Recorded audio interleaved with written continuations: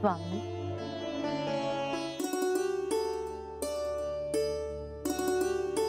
मला त्या भक्ताबद्दल कळून चुकले आहे. तिम्मा शेठ मोठा भाविक आहे. होय पार्वती,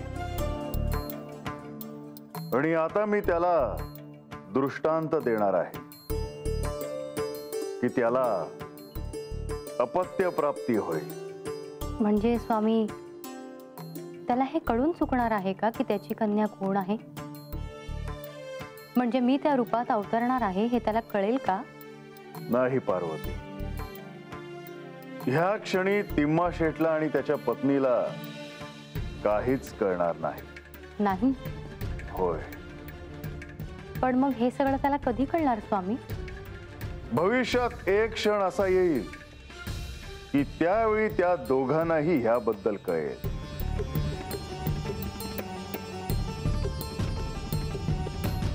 पार्वती, कसला विचार करतेस? काही नाही स्वामी, हे असे का घडणार आहे असे जर मी विचारले तर त्यात अयोग्य तर काही ठरणार नाही ना? पार्वती, यामागे निश्चितच एक प्रयोजन असेल. का कुणास ठाऊक मला राहून राहून असे वाटते आहे की जी गोष्ट माझ्या विस्मृतीत गेली आहे त्याचा या साऱ्याशी काही ना काहीतरी संबंध असणार. मला मात्र ते अजून कळत नाही. पार्वती, भविष्यात जे जे घडणार आहे त्याबद्दल आपल्याला कळेलच, होय ना? होय स्वामी.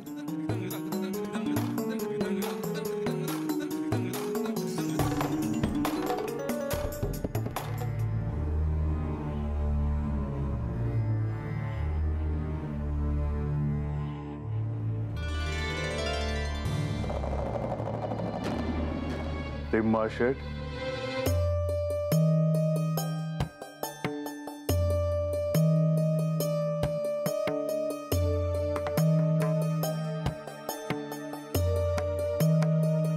प्रभू, प्रभू, माझी प्रार्थना आपल्यापर्यंत पोहोचली.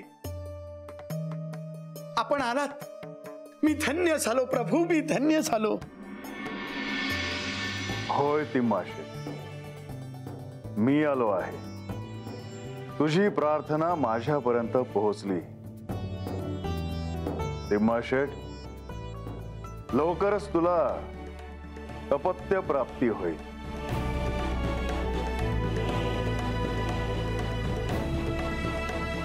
शुभम भवतु.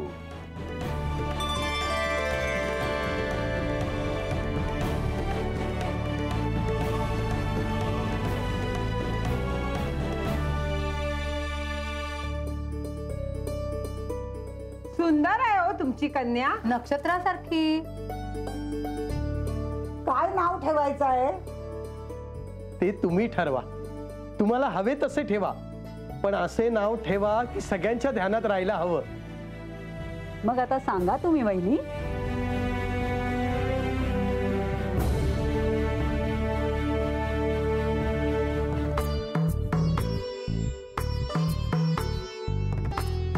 आता आम्हाला तरी सांगा. म्हाळसा.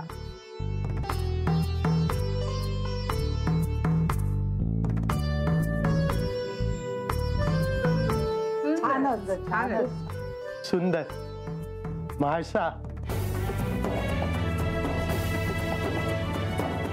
जो जोग जो जोग जो जोग बाळे अंगाई गाते तुझवे डाळे रूप तुझे ग गोजीरवाणे जो देखी तो गाई गाणे रमवा ग रमवा ग रमवा ग बाळे खेळवी देवी तुझवे लाळे जो जोग जो जोग जो जोग बाळे अंगाई गाते तुझवे गाळे माणसाची ग काढा दीठ तैल करा कुंचीची गाठ झुलवा ग झुलवा ग झुलवा ग बाळे ओवाळी देवी तुझवे लाळे मखमालीची मौशय्या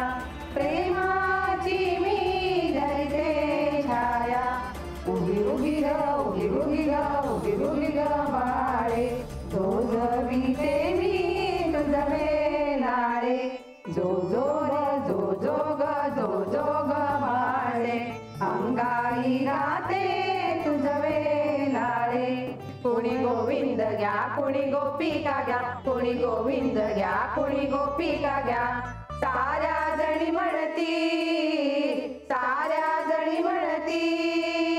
पिंपळ पानावरी शोभली माळसाही या वंशाची गोऱ्या गाली लावी टिपका तीत काजळाची फुल स्वामिनी तुझ्या असू दे हस्तक माथ्यावरी कुणी गोविंद घ्या कुणी गोपाळ घ्या कुणी गोविंद घ्या कुणी गोपिका घ्या साऱ्या जणी म्हणती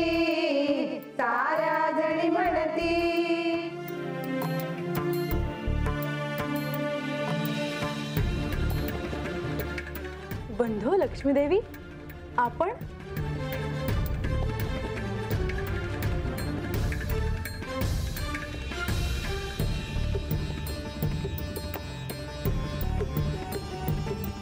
तुम्ही मला सांगितलं नाही की तुम्ही येणार आहात ते मी तुम्हाला न सांगता आले म्हणून माझ्यावर रागवला आहात का म्हाळसा तुमच्यावर कोणी कधी कसं रागवू शकतं तुमची खूप आठवण आली म्हणून तुम्हाला भेटायला आलो आई काय झालं तुझ्या डोळ्यात पाणी म्हाळसा आता तुम्हाला भेटलो आम्ही निघतो आता नाही ते शक्य नाही परत जेजुरीला जायचं आहे आता आग्रह करू नका पुढच्या वेळी आलो की नक्की थांबू आपण थांबला असतात तर आम्हाला आपली सेवा करता आली असती नाही तुम्हाला मी जाऊ देणार नाही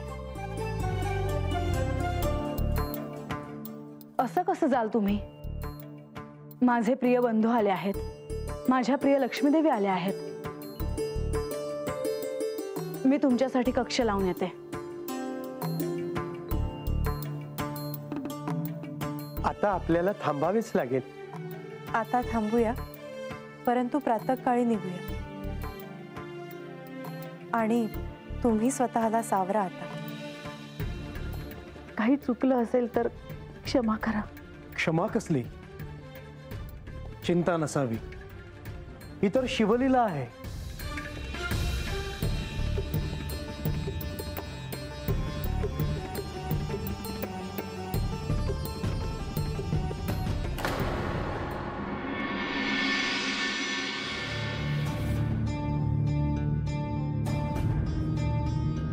मायानंदा आपल्यावर खूप मोठे दायित्व आहे म्हाळसाला जेजुरीला जाण्यासाठी तयार करायचे आहे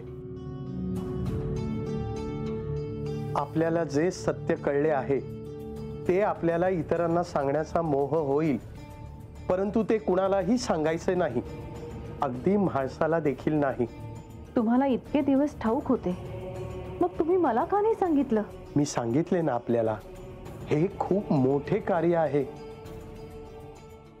माझा तर अजूनही विश्वास बसत नाहीये की माझ्या पोटी प्रत्यक्ष पार्वती देवींनी जन्म घेतला आहे म्हणजे माझी म्हाळसा ही प्रत्यक्ष पार्वती किती भाग्यवान आहे मी अहो आपण जे पुण्य कर्म केले त्याचेच हे फळ आहे पण हे असे असताना तिला एवढे दुःख का भोगायला लागत आहे मी सांगितले ना आपल्याला काही गोष्टी या आकलना पलीकडच्याच असतात आपण फक्त त्याकडे श्रद्धेने पाहायचे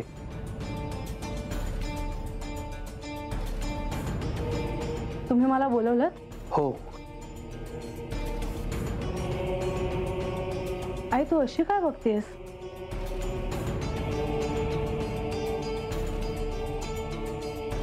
काही नाही म्हाळसा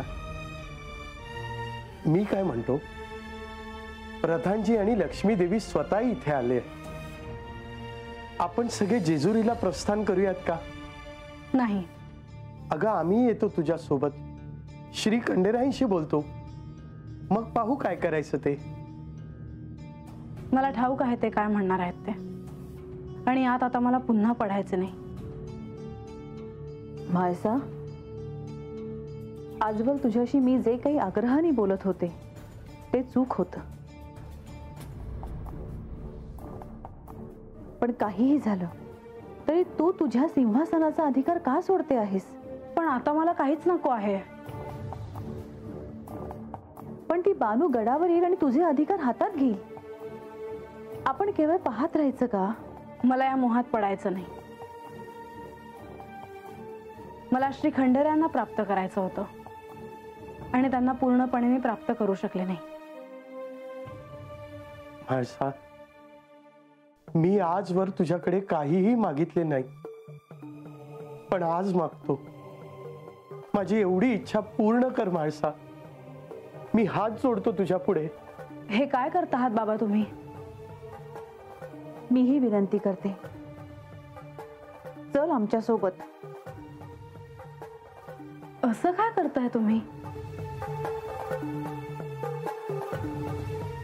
बरं, मी येईन, पण मला तिथे थांबण्याचे कारण पटायला हवे.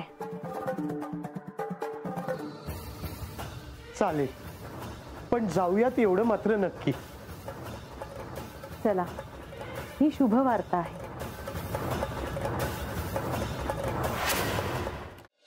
प्रधानजी, लक्ष्मी देवी, म्हाळसा, या ना. तुम्ही आल्यापासून तुमच्याशी काही बोलणं झालं नाही म्हणून आले. बरं झालं तुम्ही आला. आत्ता आईबाबांशी बोलणं झालं. काय म्हणतायत ते? मी जेजुरीला यावं म्हणून विनंती करत होते. पण एवढं काय घडलं आहे की ते एवढे बदलले, विशेषतः आई. त्यांना आपली काळजी वाटत असेल, त्यातून ते असं बोलले असतील. नाही, कारण काहीतरी वेगळं आहे.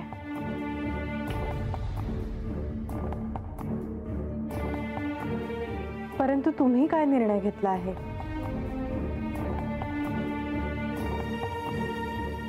खरं तर मला यायचं नाही, पण आज मी माझ्या आईबाबांना हतबल झालेलं पाहिलं. ते उगाच नम्र होत होते. माझ्या बाबांनी आजपर्यंत माझ्याकडे काही मागितलं नाही. आज पहिल्यांदा त्यांनी माझ्याकडे काहीतरी मागितलं आहे आणि मी नाही म्हणू शकत नाही. आपण जेजुरीत आलात तर सगळ्यांनाच आनंद होईल. आपण तिथे नाही म्हणून सर्व व्याकुळ झाले आहेत. मी इथे का आले आहे हे तुम्हाला ठाऊक आहे, आणि मी इथे येऊन काहीही बदलणार नाही हे मला ठाऊक आहे. हे त्यांचा निर्णय बदलणार नाही, पण मी केवळ माझ्या आईवडिलांसाठी तिकडे यायचं ठरवलं आहे. अगदी योग्य निर्णय घेतला आहे तुम्ही. तिथे राहायचं की नाही हे अजून मी ठरवलं नाही. तिथे गेल्यावरच ठरवेन.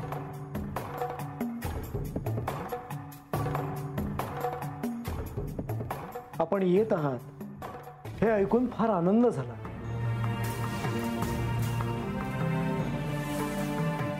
तुम्ही विश्रांती घ्यावी.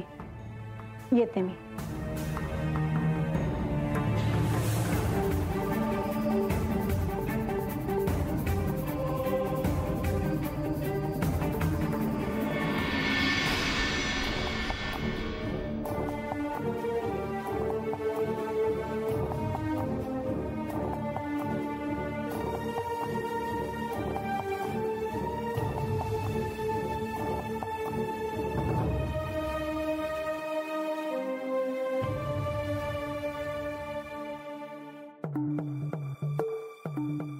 गणेश, मला तुमच्याशी बोलायचे आहे. काय झालं? तुम्ही श्री विष्णू आणि श्री लक्ष्मी ह्यांना मातेला बोलवायला पाठवले, पण माता पुन्हा येईल का? गणेश, श्री विष्णू आणि श्री महालक्ष्मी देवी हे दोघेही म्हाळसेने जेजुरीत परत यावं यासाठी प्रयत्न करणारच आहेत. पण त्यामुळे म्हाळसा परत येईल की नाही हे मी कसं सांगणार? तुम्ही जर नेवासेला गेला असतात तर माता निश्चितच आली असती.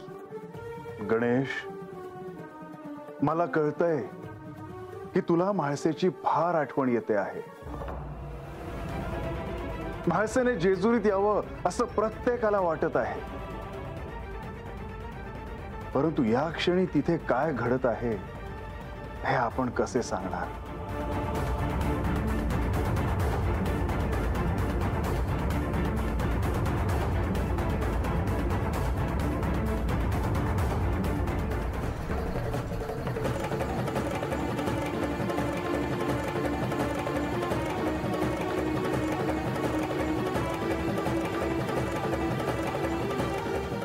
म्हाळसा, का थांबलीस? पुन्हा मी इथे केव्हा येईल हे सांगता येत नाही.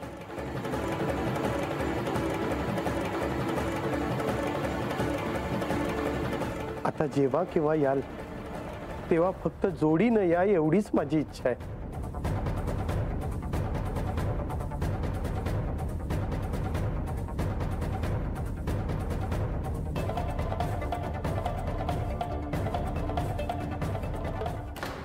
मला तुला केवळ इतकंच सांगायचं आहे की म्हाळसेने जेजुरीत परत येणं हे केवळ तू म्हणालास इतकंच नाही, तर तिचं जेजुरीत परत येणं हे या अवतार कार्याच्या दृष्टीने देखील तेवढंच महत्वाचं आहे.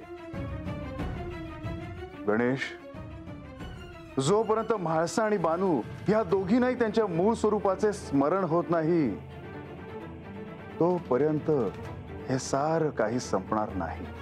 पण त्यासाठी तिने जेजुरीत यायला हवं ना? होय गणेश, कारण ती आल्यानंतरच सारं काही अंतिम सत्याच्या दिशेने पुढे जाईल. नाहीतर गणेश, ते शक्य नाही.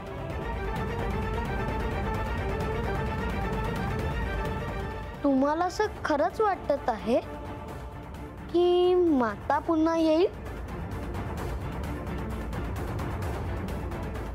गणेश, भविष्यात काय घडणार आहे हे ह्या क्षणी आपण कसे सांगणार? तुम्हाला ते कळू शकेल. गणेश, पण मला या क्षणी असं वाटत आहे की तुम्ही ते सांगावं.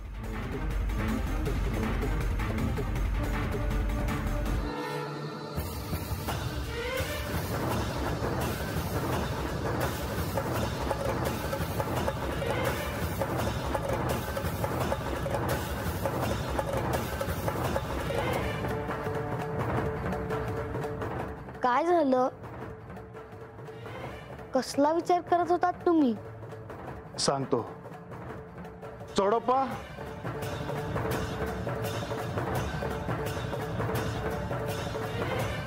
देवा, तुम्ही बोलावलास? होय चोडप्पा. चोडप्पा, म्हाळसेच्या स्वागताची सिद्धता करायला घ्या. देवा, काय सांगतायसा काय? होय चोडप्पा. देवा, मी आत्ता जातो समजसनी हे सांगतो बघ. येतो.